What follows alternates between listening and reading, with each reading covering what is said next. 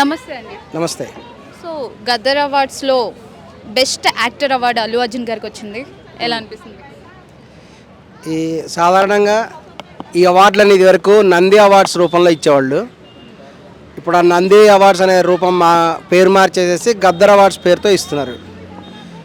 ఇదివరకు ఉన్నటువంటి government TRS government కూడా వీటి గురించి పెద్ద పట్టించుకోలేదు.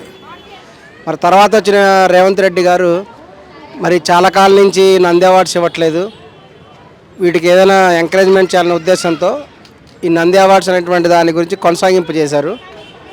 వాటికి పేరు మార్చారు. పేరు మార్చి గద్దర్ అవార్డ్స్ అనే పేరు పెట్టడం జరిగింది. నిజానికి గద్దర్ అవార్డ్స్ అనే పేరే చాలా వివాదాస్పదమైంది. అసలు గద్దర్ అనేటువంటి ఆయనకి సినిమా ఫీల్డ్కి సంబంధం ఏంటి? గద్దర్ అనేటువంటి ఆయన ఒక మాజీ నక్సలైట్. ఆయన ఏదో పోరాట యోధుడు. ఆయన అది వేరేది ఆయనది.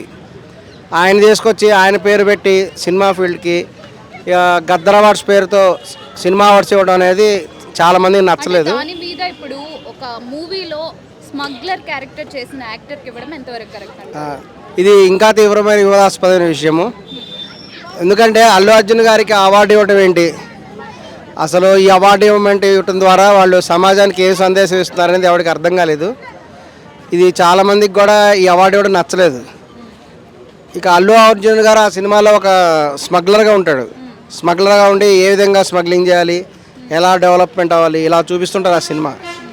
మరి అటువంటి సినిమాలో నటించినటువంటి ఆ పర్టికులర్ పాత్రకి బెస్ట్ అవార్డు ఇవ్వడం అనేటువంటిది చాలా దురదృష్టకరమైన విషయం. ఒకవేళ అల్లు అర్జున్ గారికి కాకుండా ఇంకెవరికైనా ఇవ్వాలనుకుంటే ఎవరికి ఇచ్చింటే బాగుండేది అనుకుంటున్నారు? ఇంకా చాలా సినిమాలు ఉన్నాయండి. ఇవి ఏంటంటే ఒక సంవత్సరం అవార్డ్స్ అలా ఇవ్వలేదు, అనేక సంవత్సరాల అవార్డ్స్ని కలిసి ఒకసారి ఇవ్వడం జరిగింది. ఆ విధంగా కాకుండా ఎప్పటికప్పుడు ఉన్నటువంటి సినిమాలు ప్రభాస్ గారికి ఇస్తే బాగుండేదేమో. ప్రభాస్ గారికి ఇస్తే బాగుండేది.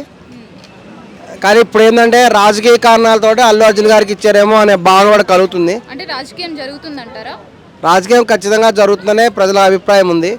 ఈ ప్రభుత్వ అవార్డ్స్లో ఖచ్చితంగా రాజకీయ కోణాలు ఉంటాయి.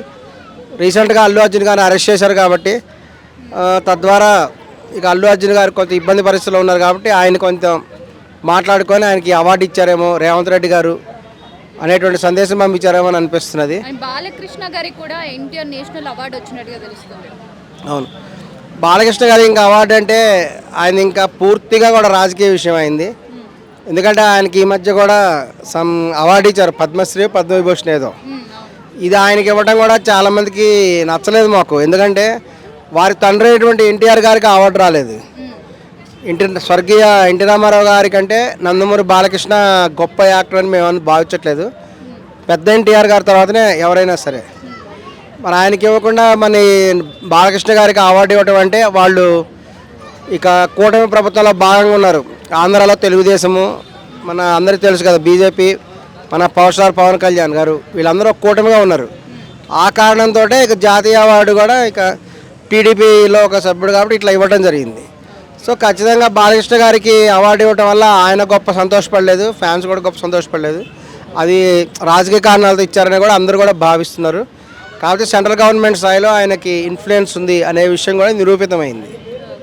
ఈ విధంగా కాకుండా రాజకీయాలతో సంబంధం లేనటువంటి వాళ్ళకి ఈ అవార్డులు అనేవి ఇస్తే బాగుంటుంది. రాజకీయ కారణాలతో అవార్డులు ఇవ్వటం వల్ల చాలా ప్రజలు కూడా అవార్డులు తేలిగ్గా తీసుకునే అవకాశం ఉంది. ఆ యొక్క అవార్డ్స్ విలువ కూడా తగ్గిపోయేటువంటి అవకాశం కూడా కనిపిస్తున్నది. కాబట్టి ఇప్పటికైనా సరే రాజకీయాలతో సంబంధం లేకుండా ఉన్నతంగా ఉన్నటువంటి మంచి యాక్టర్లకి అవార్డులు ఇవ్వాలి అని కూడా కోరుతున్నాం.